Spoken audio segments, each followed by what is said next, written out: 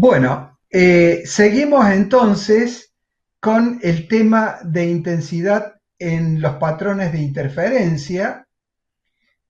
Habíamos dicho que antes de introducir a este tema, explicamos los conceptos de vector de Poynting, potencia instantánea, potencia promedio, o sea, vector de Poynting promedio, y luego cómo se produce la suma de los fasores, cómo son las operaciones de los fasores para poder llegar a esta expresión que nosotros hemos calculado aquí abajo.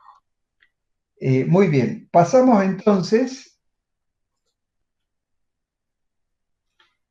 Bueno, acá tenemos repetido, esto lo expliqué anteriormente de otra manera, acá tenemos el dibujo del libro y ¿qué es lo que hacemos acá a partir de haber definido la intensidad de campo con la ley del coseno? Tomamos que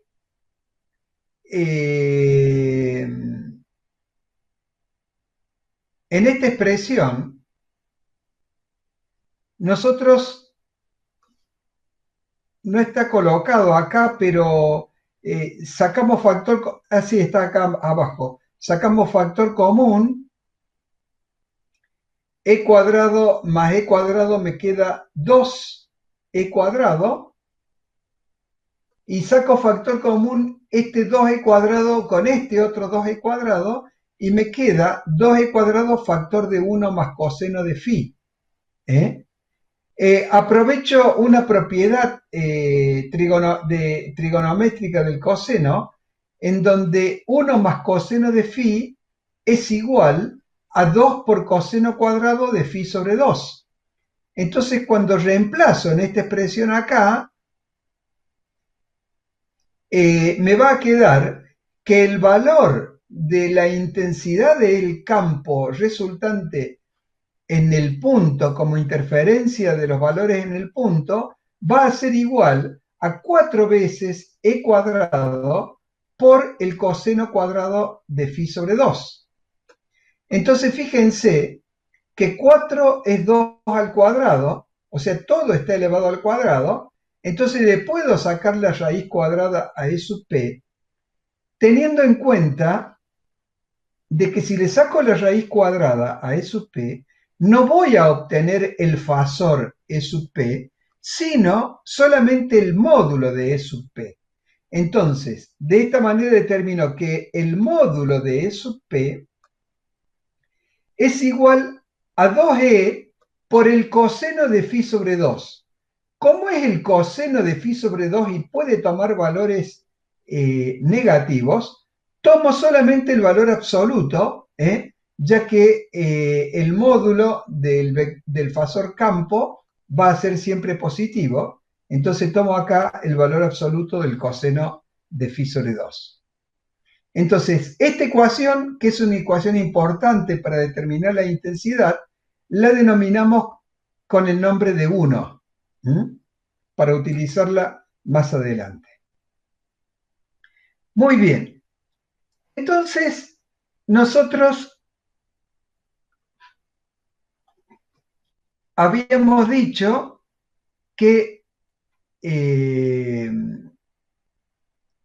la misma manera que la intensidad era igual a un medio de e sub 0 por c por e sub p al cuadrado, también es igual a e sub p al cuadrado dividido 2 mu sub 0 por c. Acá hemos reemplazado epsilon sub 0 por c por 1 sobre mu sub 0 por c. Entonces, aprovechando, sabemos que mu sub 0 por c es igual a raíz cuadrada de epsilon 0 sobre mu sub 0. De esa forma reemplazamos esta expresión acá y vamos a obtener finalmente esta expresión en donde la intensidad la puedo expresar como un medio de epsilon 0 por c por e sub p al cuadrado. Si nosotros nos fijamos, es la expresión de que nosotros teníamos acá. ¿Eh?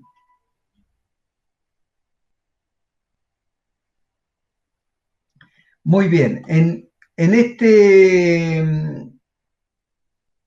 expresión, el e sub p al cuadrado lo reemplazamos por el valor dado por esta expresión. E sub p al cuadrado sería este valor. Entonces, el 4 se simplifica con el 2, queda 2 epsilon 0 por c, por e al cuadrado por coseno cuadrado de phi sobre 2. Fíjese que la función phi sobre 2 tiene un máximo para phi igual a 0. Para phi igual a 0, coseno cuadrado es 1. Entonces, si ese es el valor máximo, este producto que tenemos acá es la intensidad máxima de la luz en ese punto. Si esta es la intensidad máxima, a esta intensidad máxima la vamos a llamar I sub 0.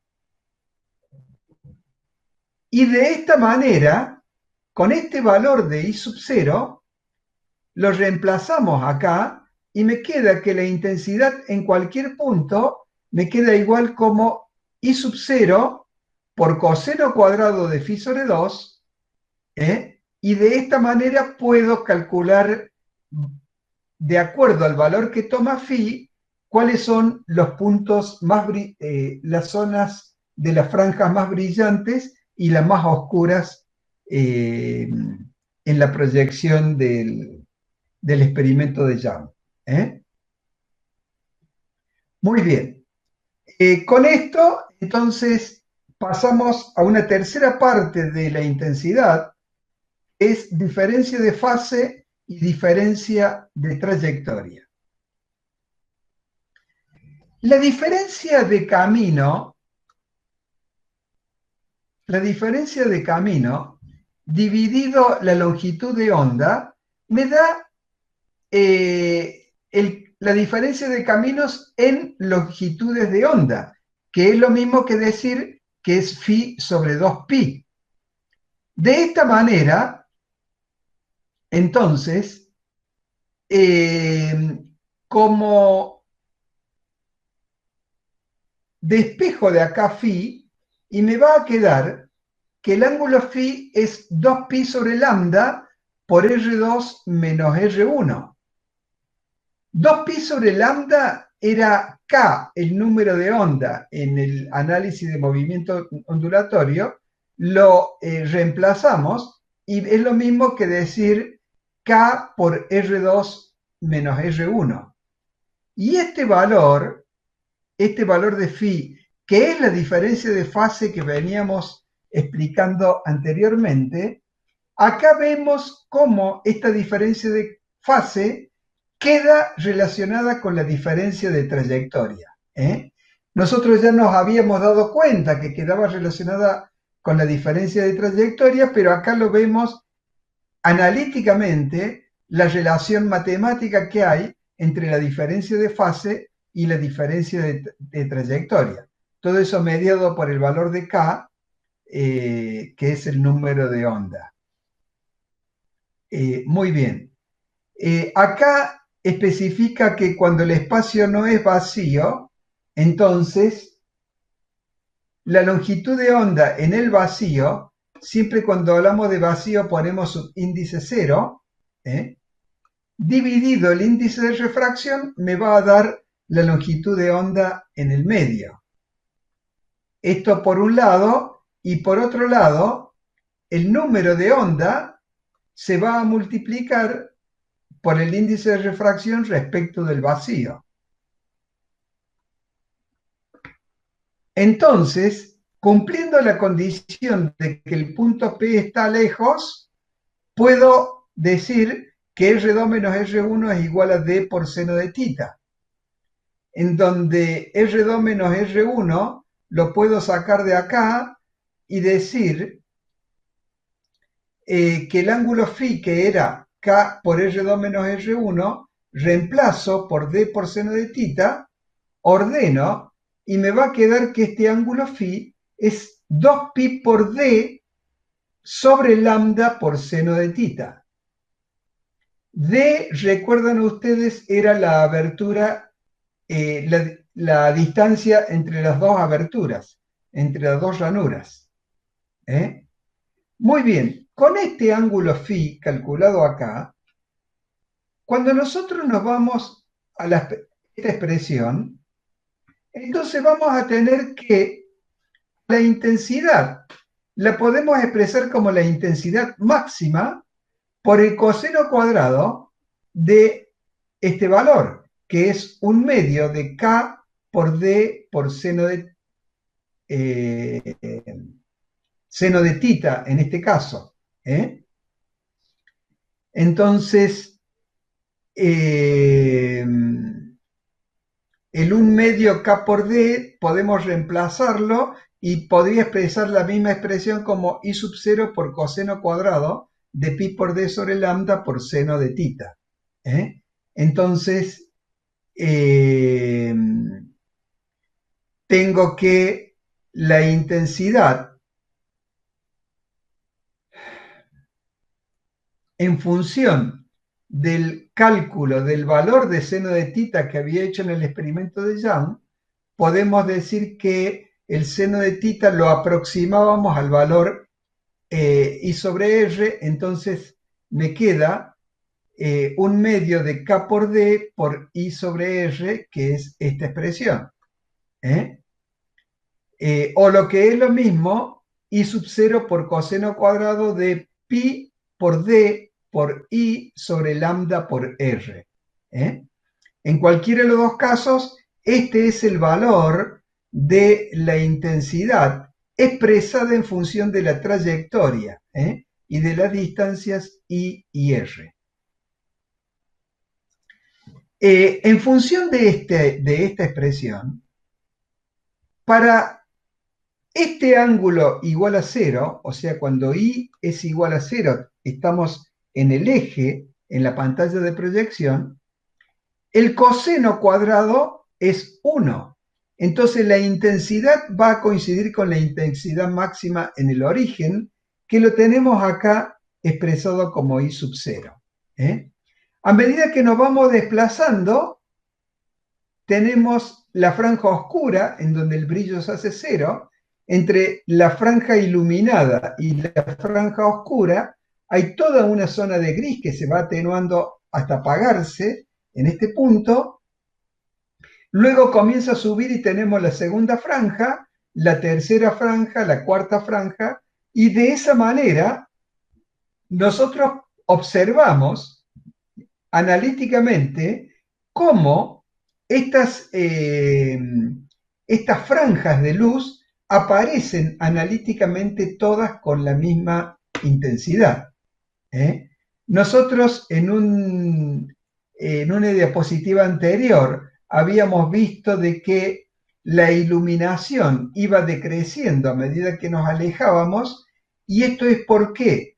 Porque los errores de simplificación que nosotros cometimos acá, cuando suponemos, por ejemplo, tita igual a seno de tita igual a tangente de tita, esos errores se van sumando y se hacen más notables para distancias más lejanas.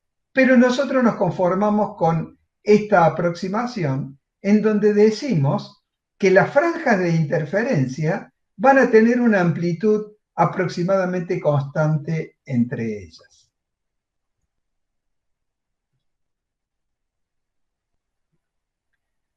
Muy bien, entonces con esto terminamos el tema de intensidad en los patrones de interferencia. Pasamos ahora a interferencia en películas delgadas. Bueno, la parte más necesitada de explicación está en la parte que corresponde a intensidad en los patrones de interferencia. Esta parte yo la he explicado bastante claramente. Creo que no van a tener ningún inconveniente para estudiar. ¿eh? Esta otra parte, la parte que resta del capítulo, lo vamos a explicar rápidamente. Tenemos entonces acá, el tema es interferencia en películas delgadas, ¿no? ¿Qué es lo que ocurre? En este caso, nosotros vamos a tener que un rayo de luz que viene hacia una superficie reflectante, que es la que está dibujada acá, antes de la superficie se encuentra con una película transparente, o sea, una capa fina, delgada, de un material que tiene un cierto índice de refracción. Entonces, lo que hace este rayo de luz es, en la superficie límite de la película, va a reflejar una parte y una parte se va a refractar hacia el interior con un ángulo de refracción diferente al ángulo incidente. Luego, este rayo refractado se refleja en la superficie reflectante, volviendo su camino hacia arriba y saliendo hacia afuera, en donde, por las reglas de la reflexión y la refracción, vamos a observar que la trayectoria que sigue este rayo de luz es la misma que sigue el rayo reflejado acá. Vamos a tener dos rayos iguales que van a recorrer su camino hasta el ojo del observador. Pero fíjense que estos dos rayos iguales tienen trayectorias diferentes. Este tiene una trayectoria R1 y este otro tiene una trayectoria R2 más larga. Entonces van a llegar con una diferencia de fase. Si esa diferencia de fase es igual a pi, la interferencia es destructiva.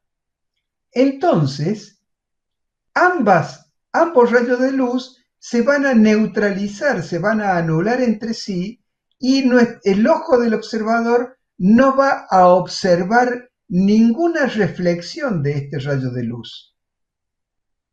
Vuelvo a decir, si la diferencia de fase entre los dos rayos es igual a pi, la interferencia es destructiva y no va a observar ningún fenómeno de refracción. De esta manera se explica el tratamiento que se hace en algunos materiales, por ejemplo, lentes, anteojos de uso con receta médica, ¿no? Cuando uno va a encargar una lente de este tipo, le preguntan si lo desea hacer antirreflectante, ¿no? Para hacer antirreflectante le colocan una capa, una película que cumpla este fenómeno. Pero claro, este fenómeno se produce para un rayo de luz monocromático. Para un rayo de luz monocromático específicamente va a haber un espesor de la película que haga que la interferencia sea destructiva. Pero para uso cotidiano, nosotros tenemos que lograr este efecto de antirreflejo con todos los rayos visibles, con todos los colores de la luz visible. Entonces lo que se hace en estos anteojos es colocar entre 6 y 12 capas de diferente espesor y diferente material superpuestas para que cada una produzca interferencias destructivas sobre cada color específico y de esa manera se logra el antirreflejo total. Si nosotros tenemos una sola capa y disparamos por acá luz blanca, esta interferencia va a ser destructiva para un solo color y algunos colores laterales. De esa manera, la luz que va a observar el observador va a dejar de ser blanca y se va a colorear con algún color específico. Y nos vamos acá al gráfico este. Si el observador apunta la vista a donde está colocado el puntero láser, este fenómeno que hemos explicado recién va a hacer que vea una luz color violeta. Y si apunta en este punto, va a haber una luz color rojo o rojo oscuro. Entonces, digamos que esta sería una forma en cómo se manifestaría la interferencia de una película para el caso de un rayo de luz blanca.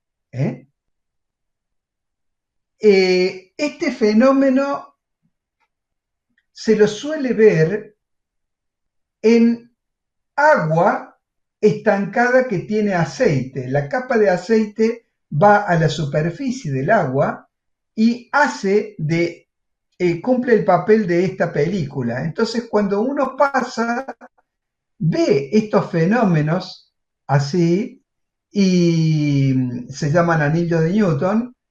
Y entonces, cuando uno ve estos fenómenos, se da cuenta de que hay una impureza por encima.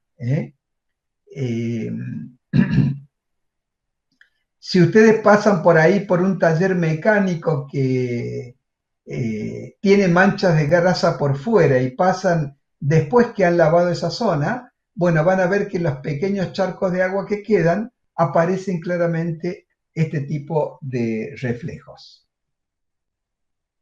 Bueno, acá está explicado para dos vidrios que tienen un pequeño ángulo entre sí, este fenómeno. Esto lo pueden ver ustedes sin problemas. Eh,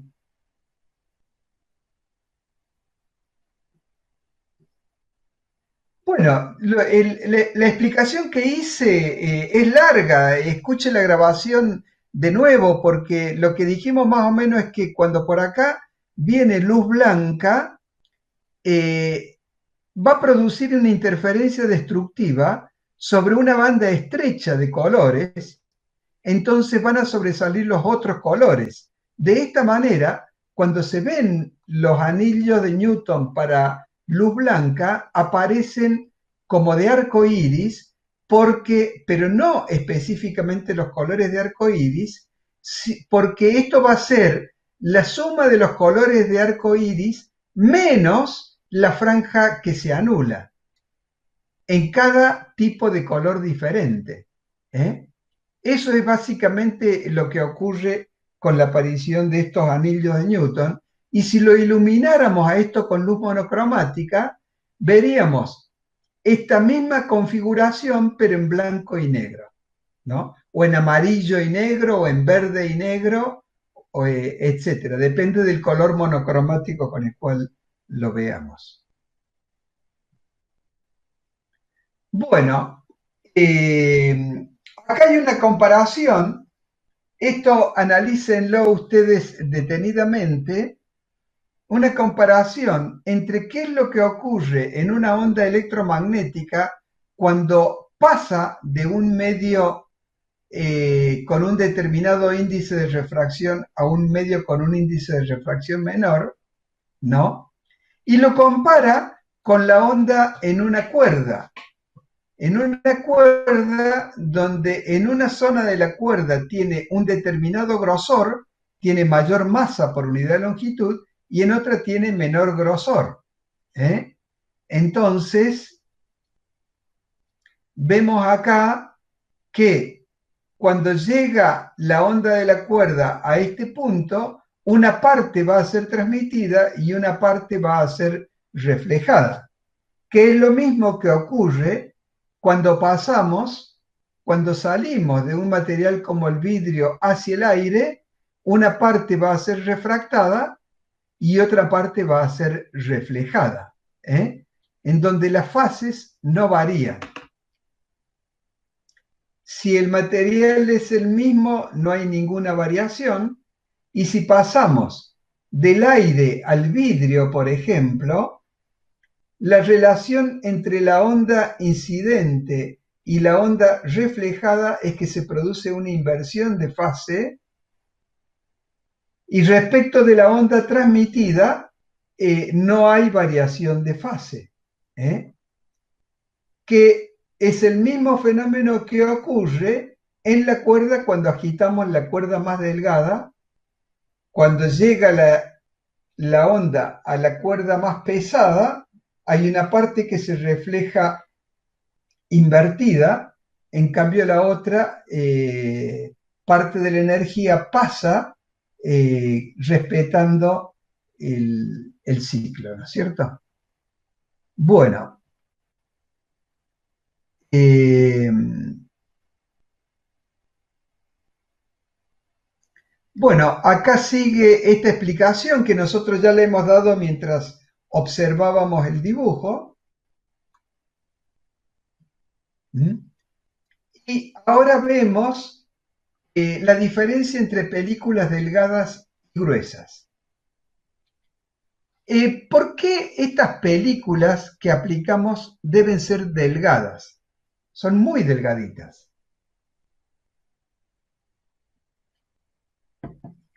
Porque la luz que viene, eh, tanto sea natural o artificial, o sea, la luz que viene del sol, así como la luz que viene de algún artefacto de iluminación, en realidad no es un rayo continuo.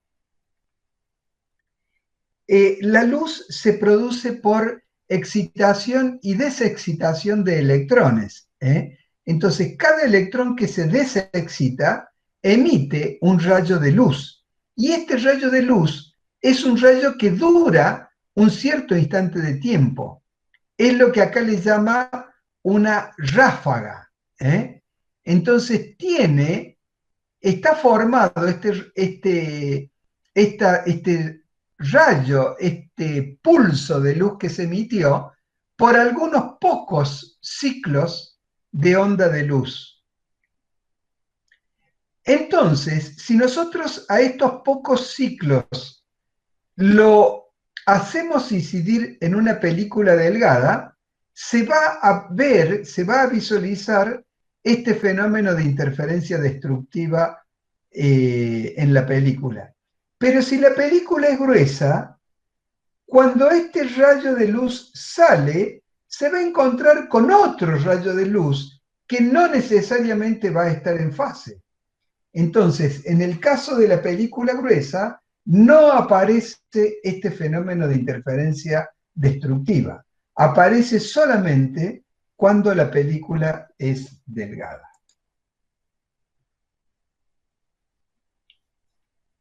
Muy bien. Este fenómeno se utiliza mucho para la construcción de lentes convexas. Se las superpone con un vidrio plano y en la forma de configuración de los anillos de Newton, acá está iluminado con luz monocromática, se pueden ver la perfección de la construcción de esta lente. Fíjense que todos estos son círculos, circunferencias paralelas entre sí. Podemos decir que constructivamente está bien tallado. Si no fuera una superficie esférica, la de esta lente convexa, si no fuera exactamente esférica, estos anillos aparecerían deformados hacia un costado, etc. Entonces, cuando aparece, por ejemplo, acá, con un chichón hacia este lado, todos estos anillos, el constructor marca esta zona y le refuerza el pulido a la lente en esta zona. Acá tenemos la inspección de una lente de un telescopio. ¿eh? Eh, digamos que está a medio pulir, se dan cuenta que todavía tiene muchas irregularidades, que le falta pulimiento para llegar a esta perfección. ¿Eh?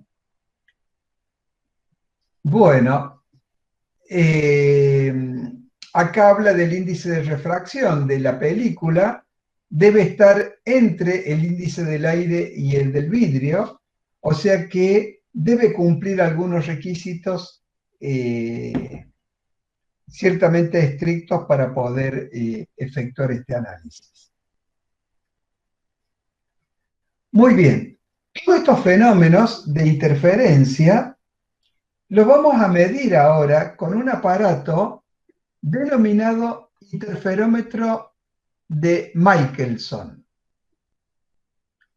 Interferómetro de Michelson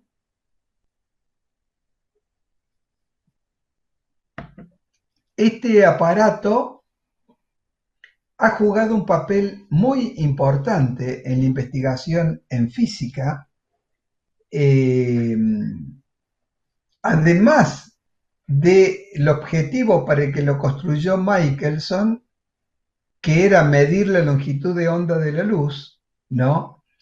Después lo aplica otro investigador, Morley, lo aplica a medir, a buscar medir las diferencias de longitudes de onda de la Tierra cuando, perdón, del Sol, de la luz del Sol que llega a la Tierra cuando a la mañana se acerca a la Tierra y a la tarde se aleja, ¿eh? Y sale lo que se denomina, lo que se conoce como experimento de Michelson-Morley, con lo que se logró determinar la constancia de la velocidad de la luz. Lo que hizo Morley fue medir que la velocidad de la luz era la misma cuando el Sol se acerca a la Tierra que cuando el Sol se aleja a la Tierra, de la Tierra, producido por el propio movimiento de rotación de la Tierra. Entonces, en realidad, aplicando los conceptos de la mecánica clásica, se suponía que cuando el Sol se acerca a la Tierra, la longitud de onda iba a disminuir y cuando se aleja de la Tierra, la longitud de onda iba a aumentar. Como no ocurrió eso, se pudo determinar que la velocidad de la luz es una constante física y no sigue las leyes de la mecánica tradicional. Bueno, básicamente acá este aparato está constituido por una superficie acá, esta zona oscura, que es una superficie parcialmente reflectante. O sea, funcionaría como la mitad de un espejo. Una parte la refleja y otra parte la deja pasar. Sería como un plateado parcial de la superficie. Por eso digo parcialmente reflectante. Entonces, cuando llega un rayo de luz a esta zona, primero es refractado por el soporte de este plateado, que es un pedacito de espejo, es un vidrio delgado al cual se lo ha plateado parcialmente en una cara, es refractado por este vidrio y cuando llega a la superficie parcialmente reflectante, este haz se divide en dos. Una parte es reflejado hacia afuera y otra parte es refractado hacia atrás de la zona espejada de este vidrio. La parte que es refractada sigue su camino en una dirección perpendicular a la que traía antes y llega a un espejo en donde está ubicado de forma tal que no pasa por ningún otro material refractante. Entonces, así como llega, es reflejado.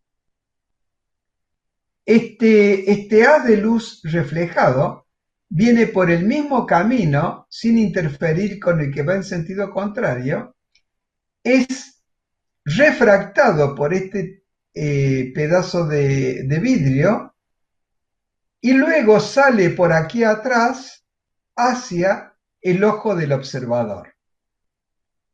Mientras tanto, el rayo que salió por detrás del vidrio parcialmente espejado, por detrás de la zona de reflejo, pasa por un vidrio que se pone en el camino, ya vamos a explicar por qué se pone este vidrio, sigue su camino hacia este otro espejo que se encuentra de manera tal que este haz de luz sea paralelo a este, o sea, se coloca exactamente a 90 grados, para que cuando este haz de luz se refleje en el vidrio, retorne por el mismo camino recorrido y cuando llega a la superficie parcialmente reflectante, se refleje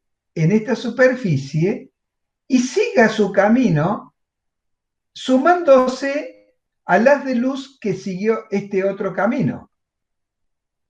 De esta manera, entre estos dos rayos de luz va a haber un fenómeno de interferencia que puede estar entre constructivo y destructivo. Cuando llegan al ojo del observador, si la interferencia es destructiva no va a haber nada, si es constructiva va a haber un punto luminoso. Entonces, de esa manera, ¿no? Este aparato, el interferómetro, tiene el espejo M2, es móvil, para poder acercarlo o alejarlo y hacer que la interferencia sea constructiva o destructiva. ¿Y por qué se puso acá este trozo de vidrio? Para igualar los caminos ópticos entre este rayo de luz y este otro rayo de luz, ya que este rayo de luz sufre una refracción cuando ingresa, otra refracción cuando sale y una tercera refracción cuando regresa. En cambio, este rayo de luz, si no se colocara ninguna placa de vidrio acá, sufriría una sola refracción cuando pasa a través de este vidrio. Entonces, para sumarle dos refracciones más como se coloca este trozo de vidrio acá y de esa manera se igualan los caminos ópticos. Entonces, acercando y alejando este espejo, vamos a producir la interferencia constructiva y destructiva. Claro que el ojo del observador no va a ver solamente este punto, sino que va a ver toda la imagen que se produce, que sale de acá, del espejo parcialmente reflectante. Entonces, lo que va a ver va a ser algo como esto. Va a ser algo como esto.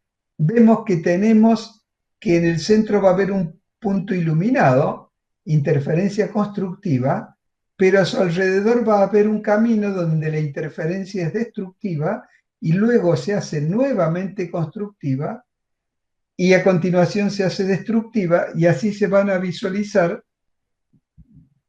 una serie de anillos. Una serie de anillos. Cuando yo alejo este espejo, supongamos que lo aleje, estos anillos van a comenzar como a cerrarse. No, cuando lo aleje van a empezar a abrirse, van a ir aumentando su radio y van a aparecer puntos oscuros e iluminados desde el centro. Si yo lo acercara, estos círculos empezarían a cerrarse. Para yo medir en el interferómetro, voy a desplazar el espejo en un desplazamiento que yo lo puedo medir, y en función del desplazamiento efectuado y la cantidad de círculos que se cerraron en esta visualización desde el observador, puedo yo, al dividir el camino por el número de círculos que se cerraron, calcular la longitud de onda de esta luz monocromática que aparece. Acá tenemos un interferómetro de laboratorio. Vemos por este lado el rayo de luz que llega, es parcialmente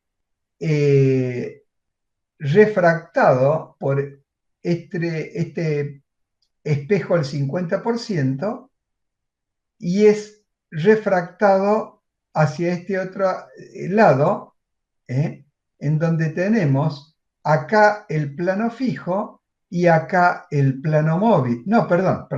Acá el plano móvil y acá el plano fijo. Este haz refractado va hacia el espejo y pasa 2 veces en esta placa de vidrio que se puso para igualar los caminos. Y cuando regresa, se produce aquí el fenómeno de interferencia, y nosotros con este pequeño eje que está ahí calibrado en milésimas de milímetro, esto es la terminación de una varilla roscada, y sobre esta varilla roscada está una tuerca que sostiene este soporte. Entonces, cuando nosotros la giramos hacia un lado, este espejo móvil se acerca, y cuando la giramos hacia el otro lado, se aleja. Entonces, de esa forma, tenemos que funciona este aparato, el interferómetro de Michelson. Bueno, con esto terminamos el tema de interferencia. En la próxima clase vamos a ver difracción y polarización. Yo esta primera parte la he explicado detalladamente. Yo les sugiero que estudien bien esta parte para resolver los problemas el martes. Entonces, ya conociendo bien estos fenómenos, vamos a andar mucho más rápido con los fenómenos de difracción, que es más largo que esto, pero manejando esto podemos ir más rápido. Muy bien, con esto daríamos por terminada la clase de hoy, con lo que pararíamos la grabación